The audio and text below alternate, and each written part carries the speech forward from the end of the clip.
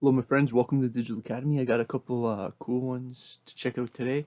This first one you may have heard of, The Catcher in the Rye. You might have read it in high school. Um, Although if you're a bit younger, you probably didn't, because I don't think it's currently still in the curriculum, although it was certainly when I was still in high school. So let's check out this. This is another one of these ones that I want to include in this library of videos, or in this collection of videos, because I want to make a real attempt to hit some of these classics, important pieces of literature. All right, so on my hit list for the next few weeks, I want to get into this in 1984 in Animal Farm and Brave New World and Lord of the Flies. I already did Fahrenheit 451. I want to start getting into some books too. All right, so I'll do some for fun ones and some for a little bit more depth ones. Okay, cheers. Anyways, love you guys, man. This is fun. For me, this is psychotherapeutic, man. And my daughter's still sleeping, and my wife's doing a work meeting. Then I got like maybe half an hour here, so I'm gonna try to, you know, watch a couple interesting videos with you. You guys rule, man. You guys are awesome. Okay, let's do this. Digital Academy. That's cool, right? Right before the sound The starts, Catcher in getting the that Rye is bang. about alienation. The main character, Yep. Holden Caulfield, wants to make a The Catcher in the Rye is about alienation. Yep. That's exactly what it's about. Now, I'm wondering, and alienation means feeling alone. If you feel alone right now, actually, you know what? Right now is probably not the time to read Catcher in the Rye. Catcher in the Rye is a disturbing book. I read it when I was probably in my early 20s, and it troubled me. It's one of those books. It's a relatively easy read. It's not a long book at all. If you're an avid reader, you could read it in a day. If you're a bit slower reader, you could read it in whatever, like a few days. It's not a long read. It's really only, I think it only occurs over a couple days in this guy's life. Um, but so much of it is his thought process and what's going on in this him dealing with alienation, right? Feeling alien, like you're an alien in an alien world, right? So alienation is just a term that means like it's a psychological state, right? So you could be alienated and still have a lot of people around you. So that's how it's different than a word like isolated. It's a Alienated is a psychological emotional state. Holy man, can I overkill that point? But now, just so we have that context. connection with other people. But almost every So he's scene in the book alienated. He shows him wants to trying connect to with do people. this and failing. The book is Yeah. set in the 1940s. Holden is a 16-year-old boy from New York City, and he's recently flunked out of several prestigious boarding schools Holden. because he doesn't apply himself. Holden tells his story from a tuberculosis rest home. Readers today tend to assume he's in a psychiatric facility, but that's not actually true. He tells us at the end of the first chapter that he practically got TB and had to come out here for all these checkups. He does speak with a psychoanalyst at this facility. Right. So much. I forgot that he talked to a psychoanalyst. But this is very interesting, right? So this is a weird book because at a certain level in Catcher in the Rye, not a lot happens, right? Like it's weird. I just looked up and I caught out of my corner of my eye a book called Around the World in 80 Days, and like in that book, it's like constant ups and downs and turns and twists. And in this book, it's really one guy depressing around his felt sense of alienation, but a very bright person, right? And then he has these interactions with the psychologist, the psychoanalyst, which just means a psychologist that, well, traditionally psychoanalytics is like the school of psychology that comes to us from Freud. Who encourages him to write his story. He gets sick because he spends 3 days just before Christmas roaming around New York City, sleeping very little, smoking and drinking a lot, with no winter coat, and in a state of intense emotional distress. So it is true that his emotional problems lead to the breakdown in his health. Yeah, so in this book, it basically just jumps in and you're hearing his thoughts. Wow, this kid's like walking through New York. Well, he's not a kid. I think they said 22 or something. He's walking through New York and having all these, maybe younger actually. I think he's in his late teens. having all these kind of doubts and thoughts of negative self-worth and all this kind of stuff. At the start of the novel, he's just been expelled from a school called Pensy Prep. Everyone at the school is at a football game, and he's isolated from everyone, looking down on it. Okay, so His first thought is so to high go say school. goodbye to a teacher he likes, Mr. Spencer. Mr. Spencer is in bed with the flu. He challenges Holden about the fact that he doesn't do any work and doesn't seem to care about his future. Even though Holden was the one who wanted to talk to Mr. Spencer, he gets out of the room as quickly as he can, because he doesn't want to talk about why he doesn't apply himself, and it's bothering him that Mr. Spencer is old, and his chest is sort of bumpy looking. Ackley, one of Holden's neighbors in the dorm, comes to visit Holden, but he irritates Holden because of his personal habits. So see, they're eventually going to talk to about how at one point he orders a prostitute, and then she comes and he's so disgusted with himself he sends her away. And it's interesting because he's having all these attempts at relationships, right? Like he wants to leave this school, so he wants to go talk to his favorite teacher of all time, and he gets there, and as soon as he gets there, he can't wait to leave. And he keeps having all of these kind of empty social interactions, and this is key to this alienation motif or theme. And his insecurity. Holden's roommate, Stradlater, comes in. Stradlater is getting ready for a date with a girl Holden knows named Jane Gallagher. Holden spent a lot of time with Jane during a summer in Maine, and he likes her. He tries to tell Stradlater how special she is. Right, so you can kind of read into this image, and again, I'm going to pause a bit and talk because these Spark Notes are really good at, in about 9 minutes, telling you a whole book, but because they're trying to do a book overview, they're sometimes not the most engaging videos in the world, even though their informational content's really high. I like using these in class, actually. But put yourself in this position, right? In this book, you're hearing the thoughts of the guy in the red hat.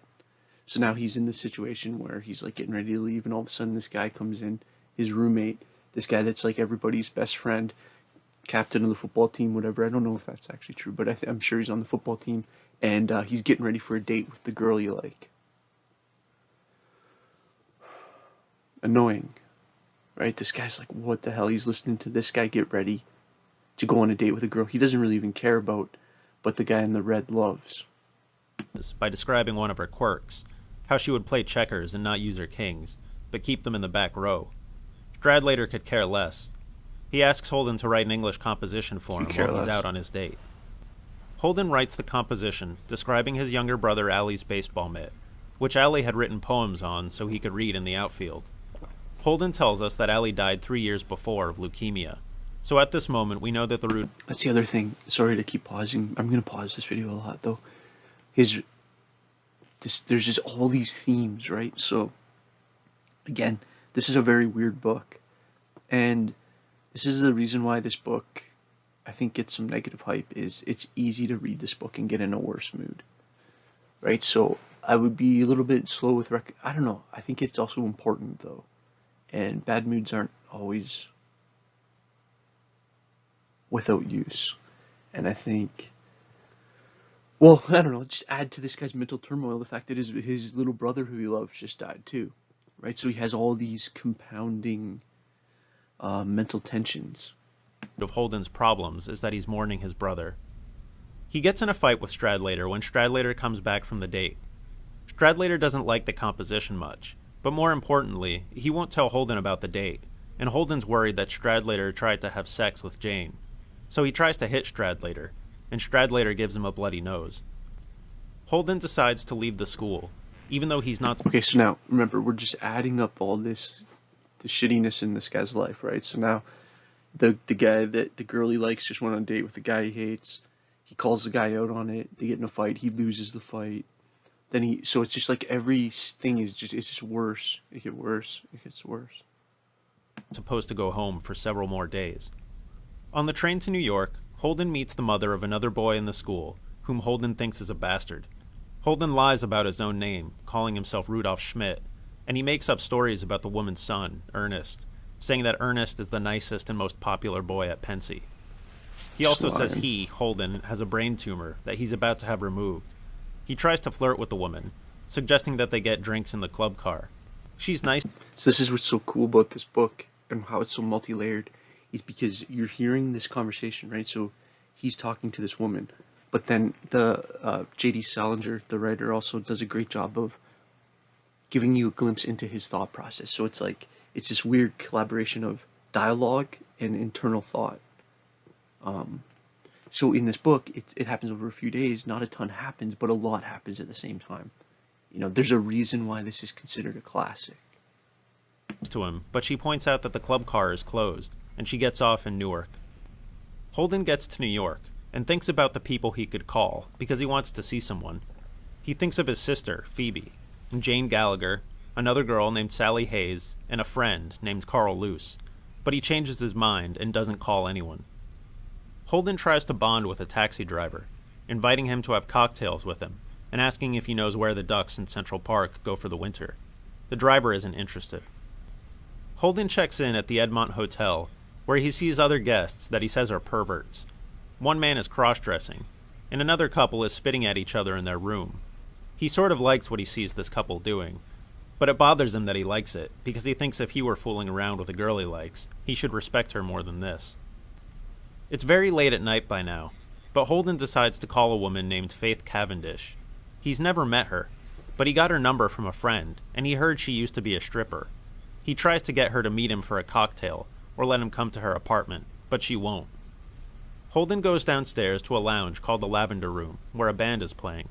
He sits with 3 women from out of town, and as you can see, this kid is just like, this is so painful almost, and the book is more painful because here you're just hearing the story, and I've made this point a few times. In the book, you're also hearing all his thoughts around this, and the guy is just so desperately just trying to have any kind of connection,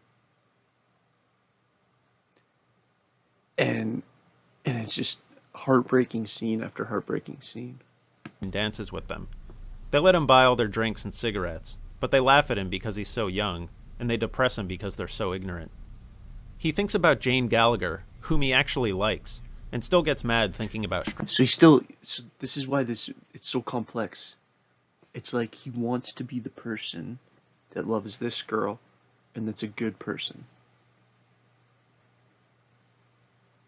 and he doesn't experience himself as that, and it causes alienation because his ideal self and his actual self are very, very different, and that causes a mental tension. I'll just use that term. Brad later hitting on her. He goes to a bar in Greenwich Village to see a jazz pianist named Ernie. Ernie plays well, but Holden thinks he plays too well, and he knows he's good, and he pretends to be humble, so he's phony. Holden sees a woman who used to date his brother, and she wants him to have drinks with her. Phony. I forgot about that. So you know how you hear, oh, this guy's a phony, this guy's fake, he's a phony. It's a phony. That's phony, that's a big time Catcher in the Rye reference. Right, in Catcher in the Rye, this guy thinks everybody's a phony. And it's like, this guy that's going on a date with the girl he likes, he acts like he's this perfect guy, but he's really just putting on a show. He's a phony. These girls are all phonies. This guy likes trying to be act like he's like a professional musician. He's just a phony. It's just like a rigged piano. It's like everything's fake and crappy and without meaning. Alienation. Her date, but he thinks they're phonies, so he leaves. The elevator operator at the hotel, named Maurice, offers to send a prostitute to Holden's room, and he agrees without having time to think about it. So a prostitute named Sunny comes to his room. He's hoping to lose his virginity to her, but when she gets aggressive with him, he becomes uncomfortable and says he's recovering from an injury and can't have sex. She asks for $10, but Holden will only give her $5, the price Maurice quoted. She leaves, calling... I don't know if there's a harder scene in any book to read than the prostitute scene in Catcher in the Rye. Because the guy thinks it's what he wants.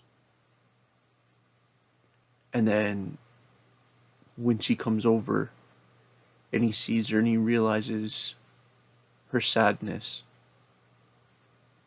and he realizes her sadness, it's a deeply psychological scene. It's a very troubling scene. Calling him a bum. Sunny and Maurice show up at his door to collect the other $5. Holden practically breaks down in tears rather than pay it, because Maurice lied about the cost. but Maurice punches him in the stomach, and Sonny takes the money, and they leave. Holden sleeps just a few hours, and the next morning he calls Sally Hayes to make a date. He's dated Sally before, and she likes him. He thinks she's attractive, but he doesn't like her as much as Jane. He has breakfast in a diner, where he talks to two nuns. He thinks they're interesting, but while they're talking, he worries they're going to ask if he's Catholic, which spoils the conversation for him. He decides to call Jane, but he hangs up when her mother answers. See, notice how, like, every time he's trying to have an interaction with someone, there's his own internal conflict that's preventing that any kind of depth actually being met, right? So it's this alienation, this idea of he's psychologically experiencing the situation as being alone. He goes to Central Park, hoping to see his younger sister, Phoebe, without having to go home. He asks a girl in her class where Phoebe might be, and the girl suggests the museum. Holden goes to the American Museum of Natural History. He loves the displays in glass cases, which have been exactly the same since he was a little kid. Holden meets Sally for his date and takes her to the matinee of a Broadway play. Sally annoys him by talking to a boy she knows from another school, whom Holden thinks is a phony. They go to Rockefeller Center to skate, and Holden tries to convince Sally to run away right then and live with him in a cabin in the woods, where he'll get a job pumping gas. She obviously likes him, but she wants him to be a normal boy and to go to college and get a real job. He calls her a pain in the ass, and she storms off in tears. Holden calls Jane Gallagher again, but there's no answer. Holden has drinks with a Right, he always thinks he wants these things, but he doesn't. Friend from school named Carl Luce, who's several years older than him and living in the city now. Holden remembers Carl Luce as being sophisticated and liking to talk to the other boys about sex, and Holden has a lot of questions on his mind about sex. Because he's attracted to girls he doesn't really like Sally, but he really wants to be with someone he likes a lot, like Jane. But he's drunk and too pushy with his questions, and Carl Luce tells him he's immature and he should see a psychoanalyst. Holden calls Sally, drunk, and tells her he still wants to come over and help her trim her tree. She says yes, but tells him to go to bed and call her back later. Holden sneaks into his own family's apartment so he can see his sister, Phoebe, without having to see his parents. Phoebe's happy to see him, but upset that he flunked out of another school. She accuses him of not liking anything or having any ambition since Allie died, and he says he does have a fantasy he likes, of him. So now keep in mind, during this during the book, he continually mentions how his sister's like the one thing he cares about. Himself rescuing young kids before they run off a cliff while they're playing. He's basing this image on a Robert Burns poem that he's misremembering. Holden doesn't want to stay home or go back to the Edmont, so he calls a former English teacher named Mr. Antolini. At one of Holden's schools, Holden remembers a boy being bullied until he jumped out of a window and killed himself.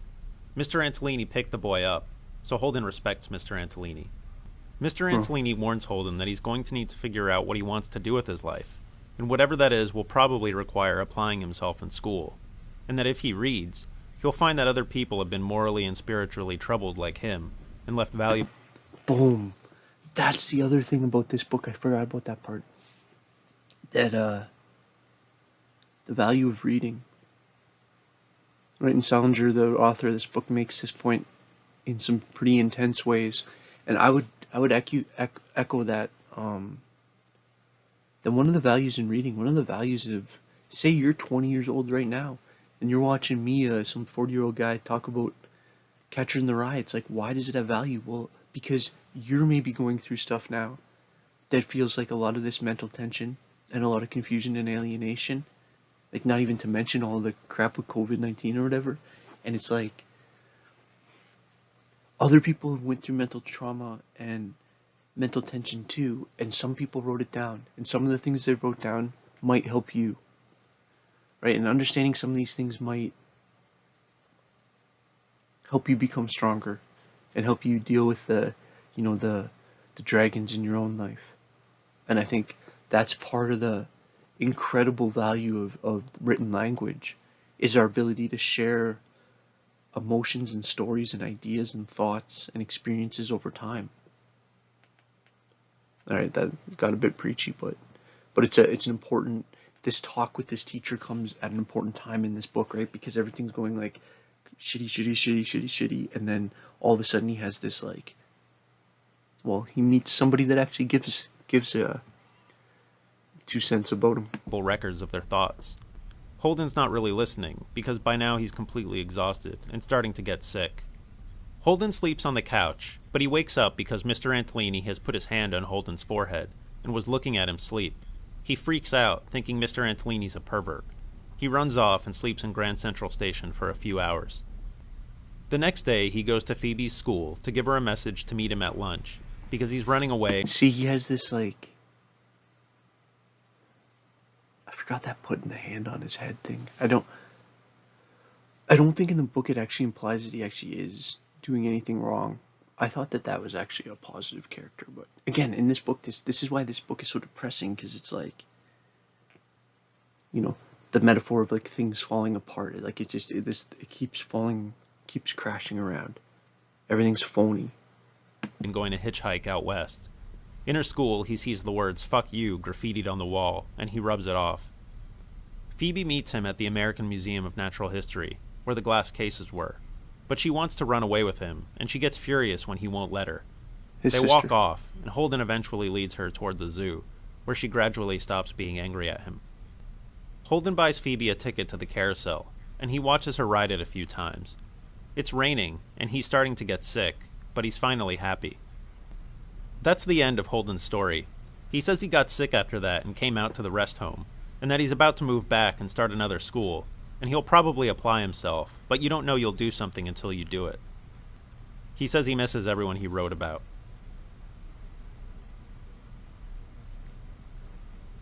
For more information about The Catcher in the Rye, check out The Catcher in the Rye.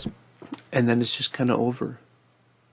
And really, that's one of the things that is the toughest about Catcher in the Rye. If you just went and picked it up today and read it, and it's like right when it's over and there's no closure. It's a very closure-free story. But talk about something that'll sit with you. It's almost like a writing version of a Black Mirror episode. If you watch the show Black Mirror, it's not a futuristic dystopian, but there's a kind of a nihilistic, negative alienation theme, right? But I think that captures the experience of a lot of people a lot of young adults. So yeah, Catcher in the Rye, classic. All right, I hope you enjoyed that video. Now it's on you to go out and, have a good day, be a good person, take care of the people around you, and yeah, stay cool. Cheers. Thanks for watching, man. You guys are awesome.